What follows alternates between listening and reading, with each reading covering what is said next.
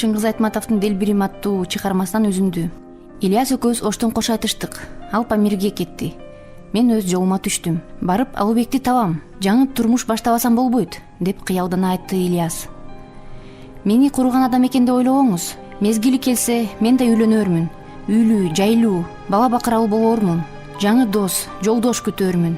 Бирок түбөлүк жоготкондорум кайрылып келбес. Орду Толбос, Аселди, аны менен бир өткөргөн өмүрүмдүн сонун кезин өлгөнчө унута албасмын. Ильяс башын жерге салып ойлонуп калды.